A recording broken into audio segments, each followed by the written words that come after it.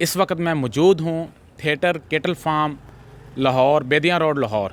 तो यहाँ पर माशाल्लाह बहुत ही खूबसूरत बछड़े खड़े हुए हैं। मैंने पिछली वीडियो के अंदर कहा था कि इससे खूबसूरत बछड़े मैंने आज तक नहीं दिखाए अपने नाजरीन को, लेकिन आज मैं अपने अल्फाज दोबारा वापस लूँगा और मैं आज दोबारा दोहराऊँगा कि ये जो बछड़े मैं दिखाने जा रहा हूँ, इससे खूबसूरत बछड़े मैंने अपने नाजरीन को आज तक नहीं दिखाए। आप देख सकते हैं वीडियो के अंदर, आपको नज़र आ रहा होगा, प्योर नुकरे बछड़े माशाल्लाह खड़े हैं, बहुत ही खूबसूरत बछड़े खड़े हैं। ये कुर्बानी 2021 के लिए तैयार किए जा रहे हैं। तो इनकी तैयारी के हवाले से, इनकी ख़रीदारी के हवाले से, इनकी खुराक के हवाले से इनकी मुकम्मल मालूमात भाई से लेंगे। जी अस्सलाम वालेकुम। सबसे पहले मैं आपका बहुत शुक्रगुज़ार हूँ कि आप हमारे फार्म पे तशरीफ़ लाए और माशाल्लाह बहुत अच्छा आप काम कर रहे हैं जानवरों के शौक़ के हवाले से, और इसके लिए मैं ख़राज तहसीन पेश करता हूँ आपको। बहुत शुक्रिया भाईजान। एक तो अपना नाम बताइएगा, दूसरा अपने जो लोकेशन है आपकी फार्म की वो बताइएगा, तीसरा मैं आपको इंशाल्लाह हर सवाल करूँगा, आप टू द पॉइंट मुझे जवाब दीजिएगा। इंशाल्लाह ताला जी। मेरा नाम असद भट्ट है और लाहौर बेदियाँ रोड पे हमारा फार्म यहाँ पे मौजूद है। थिएटर केटल फार्म के नाम से हमारा फार्म है यहाँ पे। और अच्छा असद भाई, मुझे ये बताइएगा कि आपको ये काम करते हुए कितना अरसा हो गया? ये काम करते हुए मुझे तकरीबन 3 से 4 साल हो गए। 3-4 साल से आप बछड़े जो हैं वो कुर्बानी के पाल रहे हैं या कि फैटनिंग वाला भी काम किया है? नहीं, सिर्फ कुर्बानी के जानवर हम पालते हैं। अच्छा मुझे ये बताइएगा, माशाल्लाह आपके फार्म पर बहुत ही खूबसूरत जानवर खड़े हैं। फार्म के अंदर भी अभी हम जाएंगे। पहले ये जो बछड़े यहाँ पे खड़े किए गए हैं, जिनका डिस्प्ले लगाया गया है, इनके हवाले से मैं डिस्कस करना चाहूँगा। मुझे ये बताइएगा, आपके फार्म पर इस वक्त कुल इस तरह के कितने बछड़े, खूबसूरत बछड़े खड़े हैं? टोटल हमारे फार्म पे इस साल का जो फ्लॉक है तकरीबन 60 से 70 जानवरों का है। एक फार्म हमारा रहीम यार खान में भी है जो कि बड़े भाई मज़र साहब देखते हैं, वहाँ से फिर जानवर यहाँ आ जाते हैं या कुछ जानवर वहीं पे सेल हो जाते हैं। अच्छा मुझे ये बताइएगा, 60 से 70 जानवर हैं आपके पास, तो जब कोई जानवर गोबर करता है, पेशाब करता है, आप फ़ौरन कपड़े के साथ उसकी सफाई करते हैं। जानवर के नीचे जो पाँव हैं वो भी साफ़ सुथरे और धुले हुए हैं। ये सारी मैनेजमेंट करना बहुत मुश्किल काम है, इसके लिए लेबर भी चाहिए और बहुत ज़्यादा एफर्ट भी चाहिए। आपने 60 से 70 बछड़ों के लिए कितने वर्कर रखे हुए हैं? सबसे पहले तो मैं ये वाज़ेह कर दूं आपको, यहाँ जिस भी फार्म पे कामयाबी का जो राज है वो ये है कि आप अपनी लेबर को लेबर ना समझें, उनको भाई समझें। जिस तरह वो आपके जानवरों का और आपका ख्याल रखते हैं, आप उस तरह उनका ख्याल रखें। सफाई के हवाले से आपको बताता चलूँ कि सफाई वैसे ही निस्फ़ ईमान है, हमारे दीन का एक हिस्सा है। तो साफ़ सुथरा माहौल, साफ़ सुथरा जितना अच्छा माहौल रख सकेंगे वो हमारे लिए भी, देखने वालों के लिए भी और जानवरों की अफजाइश के लिए भी बहुत बेहतर है। तो इसलिए हम सफाई का बहुत ख्याल रखते हैं। सही बात है, आपने बहुत अच्छी बात की। अब मैं ये चाहूँगा, मुझे ये बता दें कि आप जो कुर्बानी का काम करते हैं, जानवर कितनी देर पहले ख़रीदते हैं और अपने फार्म पर कितनी देर के लिए रोकते हैं? कुछ जानवर हम साल 1.5 साल पहले ख़रीद लेते हैं। इस तरह हम सारा साल ख़रीदारी करते रहते हैं और इस तरह सारा साल सेल भी होते रहते हैं जानवर। सही हो गया, आप सारा साल ही बछड़ों की ख़रीदो फ़रोख्त करते रहते हैं। जहाँ से आपको अच्छा जानवर मिला वहाँ से परचेज़ कर लिया। अब मुझे ये बताइएगा, आप ये जो जानवर परचेज़ करते हैं, इनके लिए मंडियों में जाते हैं ख़ास किस्म की, या मुख्तलिफ़ डेरों से माल लेते हैं, या किस इलाके से माल लेते हैं, मुझे ये बताइएगा।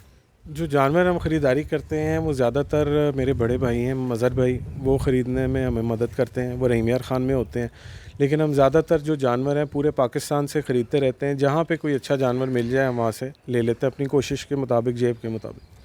सही हो गया। अच्छा मैं सबसे पहले ये दो माशाल्लाह बड़े बछड़े हमें प्योर नुकरे नज़र आ रहे हैं, जिनको हार भी डाले गए हैं, जिनको गानियाँ भी डाली गई हैं, इनके हवाले से डिस्कस करना चाहूँगा। माशाल्लाह इनकी तैयारी बहुत ही आउट क्लास है। जानवर माशाल्लाह बहुत ही खूबसूरत हैं। ये जानवर आपने कितनी देर पहले ख़रीदे? ये जो छोटे बच्चे थे मैं तब लेके आया था, इनको 2 साल मैंने पाला है और अब ये माशाल्लाह कुर्बानी के लिए तैयार हैं। अच्छा ये बताइएगा, 2 साल इनको आपने पाला है, अभी ये 2 दांत हैं, 4 दांत हैं या 6 दांत हैं? ये दोनों अभी 2 दांत हैं। अच्छा माशाल्लाह दोनों अभी 2 दांत हैं और बछड़ों की माशाल्लाह तैयारी बहुत ही आउट क्लास है। अच्छा मुझे ये बताइएगा, ये नस्ल के एतबार से कौन सी नस्ल के हैं और जो नस्ल इनकी है उसकी निशानियाँ भी ज़रा बताइएगा। ये तो कजला नस्ल है गुलाबी में, और ये चोलिस्तानी नुकरा है, इसको भी नुकरा कहते हैं। जो पिंक नोज़ होते हैं और सफ़ेद जल्द में होते हैं, जिनमें कोई कोट सिक्का नहीं होता, उसको गुलाबी कहते हैं। तो उसके अंदर गुलाबी में भी 2-3 नस्लें आ जाती हैं। तो ये मुख्तलिफ नस्ल है, ये मुख्तलिफ नस्ल है। दोनों मुख्तलिफ नस्लें हैं। नुकरा इन वैसे ओवरऑल इनको बोला जाए तो नुकरा नस्ल बोला जाएगा, सही हो गया। अच्छा, अब आ जाते हैं सबसे अहम सवाल, जो कि आपकी वीडियो भाई देख रहे होंगे, मुझे पता होगा कि वो चाह रहे हैं कि अब वो सवाल होता है, अब वो होता है खुराक के हवाले से। मेरी आपसे रिक्वेस्ट है, आप माशाल्लाह बहुत ही अच्छा काम कर रहे हैं और बड़े फार्म पर कर रहे हैं माशाल्लाह, बड़े खूबसूरत बछड़े आपने रखे हुए हैं।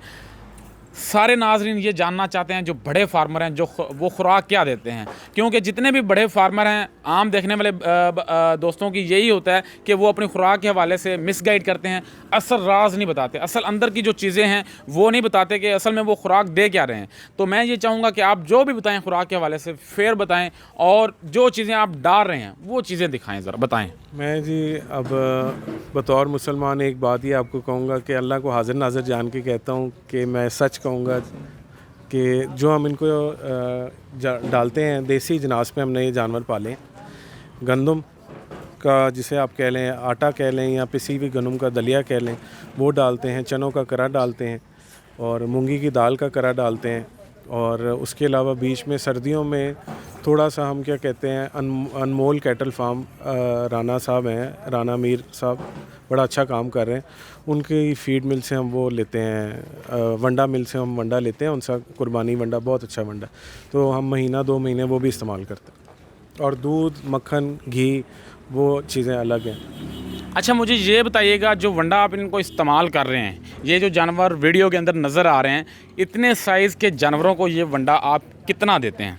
ये वंडा जो है वो जानवर के साइज़ के हिसाब से दिया जाता है। 3 से 4 किलो भी देते हैं, 4 से 5 किलो भी देते हैं, और किसी जो बड़े जानवर हैं उनको 8 से 10 किलो भी देते हैं एक टाइम। अच्छा, ये आप एक टाइम की बता रहे हैं, वनडे के साथ आपके फार्म पे जो खुराक चलती है, मुकम्मल जो डाइट प्लान आपका, वो ज़रा वाज़े करिएगा। हम वंडा जो है पानी में डालकर इस्तेमाल करते हैं। खुरलियों में आपको मैं दिखाऊंगा, शायद आपने देखा भी हो अपने कैमरे से। खुरलियों में पानी डालकर उसमें फ़ी जानवर के हिसाब से हम वंडा डालते हैं, और जब वो वंडा उठा लेते हैं उसके बाद फिर हम थोड़ी तूरी बीच में ऐड कर लेते हैं, और हरा चारा हम बहुत कम देते हैं, ना होने के बराबर। अच्छा, आप अपने फार्म पर साइलेज का इस्तेमाल नहीं कर रहे? साइलेज का इस्तेमाल नहीं हम करते। मतलब सुना ये है कि साइलेज का जो इस्तेमाल है वो बहुत अच्छा होता है, लेकिन मैंने वो ट्राई नहीं किया, तो इसलिए मैं आपको मतलब हकीकत ही बयान करूँ। अच्छा, ये मुझे बताइएगा, माशाल्लाह बहुत प्यारे बछड़े हैं, इनकी रोज़ाना की कॉस्ट जो है वो तकरीबन फ़ी बछड़ा कितनी आ जाती है? तकरीबन जो हम महीने का वंडा इस्तेमाल करते हैं ना, 65 से 70 जानवरों का, वो तकरीबन 3 से 4 लाख रुपए का आता है। तो आप उसको डिवाइड कर लें 30 पे, कॉस्ट आपको आ जाएगी। कुछ लोग कहते हैं 300 आती है, 3000 आती है, ऐसा नहीं है, इतनी ज़्यादा भी कॉस्ट नहीं आती है। बल्कि मैं जितने भी कुर्बानी का शौक़ करने वाले जानवर लोग हैं, उनको मैं ये रिक्वेस्ट करूँगा कि आप, अगर अल्लाह ताला ने आपको इस्तिताअत दी है, तो आप ज़रूर ये शौक़ करें। ज़्यादा फार्मिंग अगर आप नहीं कर सकते, आपकी जेब नहीं इजाज़त देती, तो अपनी कुर्बानी के लिए जो आप जानवर तैयार करते हैं ज़रूर करें। ये हलाल शौक़ है और ये हलाल काम है, इसमें बरकत भी है, और कुर्बानी का एक तो मतलब इसमें सवाब ज़्यादा होता है। अच्छा, ये एक बताइएगा, बहुत इम्पोर्टेंट सवाल है कि आपने अभी तक फ़ी बछड़ा ज़्यादा से ज़्यादा मुनाफा कितना कमाया है? 10 लाख, 20 लाख, 25 लाख, कितना? देखिए, ये जो कोई एक जो आपका रिकॉर्ड है ना, मतलब ज़्यादा प्रॉफिट का, वो बता दें। देखिए, इसमें कोई डॉलर या पाउंड तो बचते नहीं हैं। आपको भी पता है आजकल तब्दीली का दौर है और सारी चीज़ें बहुत महंगी हो चुकी हैं। तो मैं एक मतलब आप समझ लें कि इसमें कोई जानवर ऐसा होता है जिसमें कोई 5-10 लाख भी बच जाता है, 5 लाख भी बच जाता है, किसी में नहीं भी बचता। तो वो ओवरऑल हम हिसाब लगा लें, तो एवरेज कर लें सारे जानवरों पे, तो 1.5 से 2 लाख रुपये तमाम खर्चा निकालने के बाद 2-3 लाख रुपये बच जाता है। फ़ी जानवर अगर सारे जानवरों की एवरेज निकाली जाए 3 लाख रुपए बच जाते हैं। अगर मोटिलिटी ना हो, अगर आपकी कोई फार्म पे मोटिलिटी ना हो, अगर आपके फार्म पे मेडिकेशन का सिस्टम अच्छा है, आपने डॉक्टर अच्छा रखा हुआ है फार्म पे जो कि चीज़ों को मैनेज करते हैं, जिस तरह हमारे फार्म के डॉक्टर हैं डॉक्टर उस्मान साहब, ये लुक आफ्टर करते हैं, ये 24 आवर्स इधर ही होते हैं हमारे फार्म पे। तो अगर आप मेडिकेशन अच्छी करें और अच्छे तरीके से ख्याल रखें तो इंशाल्लाह ताला कोई मसला नहीं होता। अच्छा, मेरा सवाल एक डॉक्टर साहब से है। डॉक्टर साहब, जैसा कि भाई ने कहा, अगर मोटेलिटी ना हो तो फिर प्रॉफिट अच्छा आ जाता है। मोटेलिटी से अपने जानवरों को महफूज करने के लिए कौन कौन सी वैक्सीन ज़रूरी है? इनकी सबसे ज़रूरत यही होता है बर वक्त वैक्सीनेशन करवाए। एक गलघोटू आती है और एक मुंह खुर आती है, ठीक है। उसके अलावा हम 3 महीने बाद डिवर्मिंग लाजमी करनी चाहिए। जी जिस अच्छा, जो मुझे ये बताइएगा, गालगोटो की वैक्सीन है और मुंह खुर की वैक्सीन है, अगर आपने आज की है, अभी कर देते हैं, तो दोबारा कितनी देर बाद रिपीट करनी चाहिए? इसका जो होता है दुरानिया 21 दिन के बाद ये अपना टाइटल बनाना शुरू करती है वैक्सीनेशन, और फिर 1 साल की हम इसको होती है, 1 साल तक बीमारी नहीं आती। अच्छा, ये बताइएगा, गालगोटो और मुंह खुर की आपने वैक्सीनेशन बताई है, खाल के इंजेक्शन जो लगाए जाते हैं वो किस हद तक मुफीद होते हैं? वो तो हम हर 3 माह बाद लगाने चाहिए। आई मिक है, मीरियल कंपनी का बहुत अच्छी वैक्सीन उनकी है, प्रोडक्ट है ये, और ये लगाने चाहिए। टिक्स वगैरह नहीं आते इससे, सारी मामला ठीक हो जाते हैं। बहुत शुक्रिया डॉक्टर साहब। अच्छा भाईजान, मेरा दोबारा फिर आपसे क्वेश्चन है, ज़रा आइएगा, मुझे ये बताइएगा, ये तो माशाल्लाह 2 बड़े बछड़े, इनका आपने तारुफ करवा दिया। अब इस साइड पे वाइट कलर के प्योर वाइट 2 बछड़े, भाइयों से मैं कहूँगा करीब होकर ज़रा दिखाएं, सींगों वाले नज़र आ रहे हैं माशाल्लाह, बहुत ही प्यारे बच्चे हैं, जो दोनों ही बहुत ज़्यादा खूबसूरत हैं। ये मुंह से 2 दांत हैं, 4 दांत हैं, और ये नस्लें कौन सी हैं और ये आपने कब ख़रीदे? ये एक जानवर इनमें से 4 दांत है और एक जानवर 2 दांत है। ये हमारे पाकिस्तान की नस्ल है थर की, ये थरी ब्रीड है और ज़्यादातर ये वहाँ पे ही होती है। तो ये उनमें गुलाबी हैं और ये एक 4 दांत है और एक 2 दांत है इनमें से। अच्छा भाईजान, ये बताइएगा, ये आपने दोनों जानवर कितनी देर पहले ख़रीदे? ये मैंने तकरीबन 8-9 माह पहले ख़रीदे थे। अच्छा, 8 से 9 माह ये बछड़े दोनों आपने पहले ख़रीदे हैं। अब इसके अलावा ये 2 बछड़े माशाल्लाह और खड़े हैं, एक ये बछड़ा खड़ा है और एक इससे पीछे साहिवाल खड़ा है शायद, या ब्राह्मण है। ये बछड़ा, ये जो खड़ा है इस वक्त, ये बछड़ा माशाल्लाह, इसका थोड़ा सा तारुफ करवाएं। ये गुलाबी बच्चा है जी और अबलग कलर में, और मुंह से ये 4 दांत है, अभी 4 दांत हो रहा है।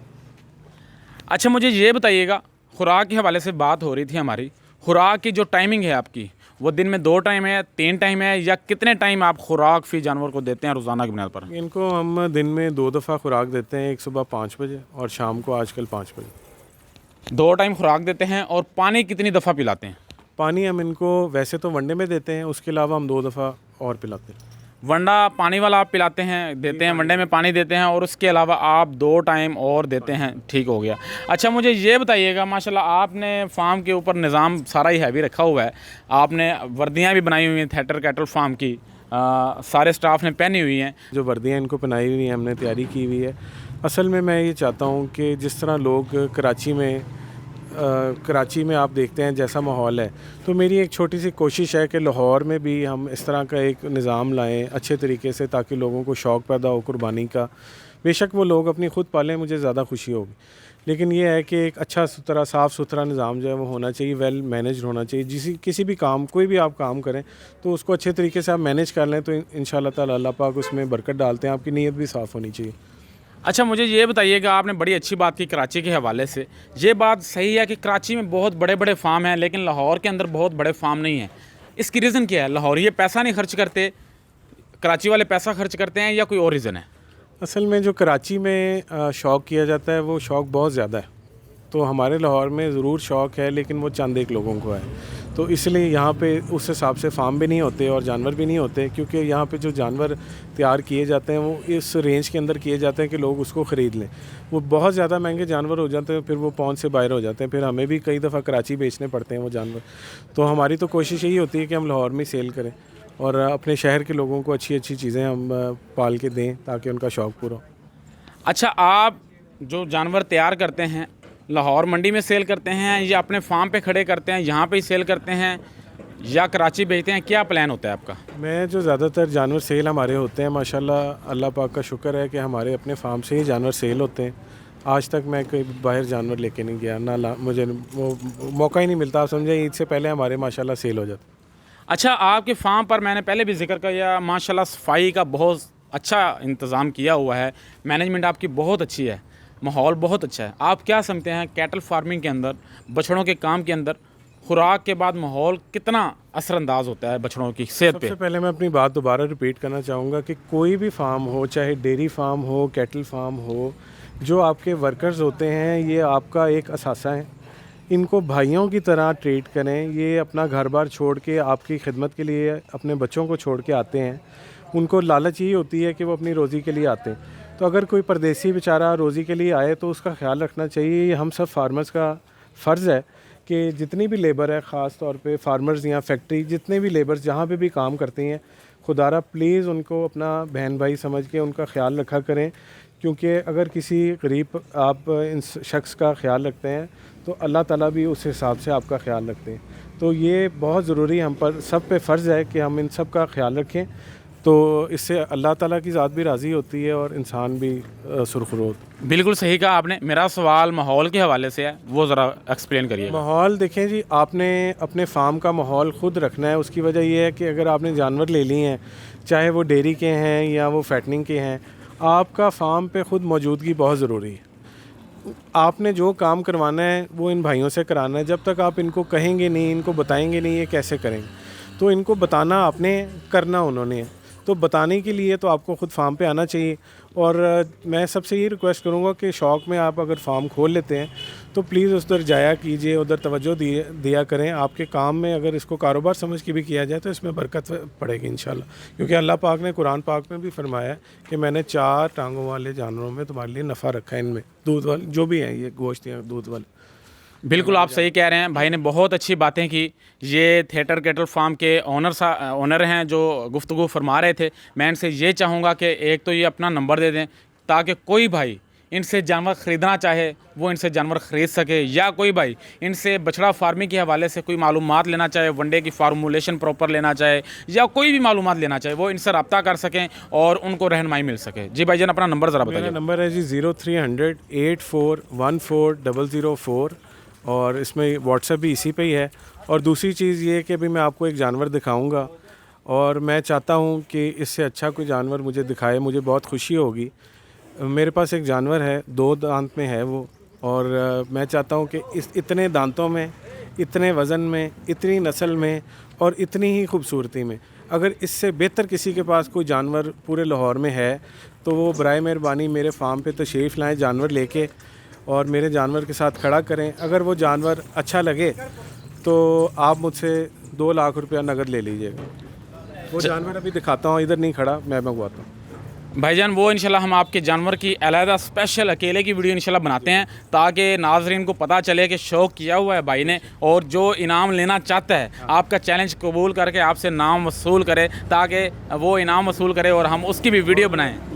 मुझे बहुत खुशी होगी कि जो भी आए जानवर लेके, अगर उस नस्ल में हो, उन दांतों में हो, उन वज़न में हो और उतने हुसन में हो, उससे बेहतर जानवर हो, कोई लेके मेरे फार्म पे आए, मुझे बहुत खुशी होगी। मैं उसको ख़ुद मतलब अच्छे दिल से, अच्छी नीयत से 2 लाख रुपए इनाम दूंगा और इंशाल्लाह ताला उनको अच्छा सा खाना भी खिलाऊंगा। लें जी, बहुत शुक्रिया। थिएटर कैटल फार्म के ओनर से मेरी गुफ्तगू हो रही थी, उन्होंने बहुत अच्छी गुफ्तगू की। मैं उम्मीद करता हूँ कि आज की जो वीडियो है बहुत ही खूबसूरत, बहुत ही शानदार, बहुत ही लाजवाब और आउटस्टैंडिंग थी। इसके अंदर इन्फॉर्मेशन भी बहुत अच्छी मिली और जो चीज़ें दिखाई गई हैं, जो बछड़े दिखाए गए हैं, शायद पूरे लाहौर में ऐसे बछड़े नहीं खड़े फिल वक्त। अगर किसी भाई के पास खड़े हैं तो वो मेरी इस आवाज़ को चैलेंज करे और मुझे बुलाए, मैं उस भाई की वीडियो बनाऊंगा। तो आज के लिए इतना ही। अपने मेज़बान इनाम अंसारी को दीजिएगा इजाज़त। अपना बहुत सारा ख्याल रखिएगा, दुआओं में याद रखिएगा। अल्लाह निगहबान।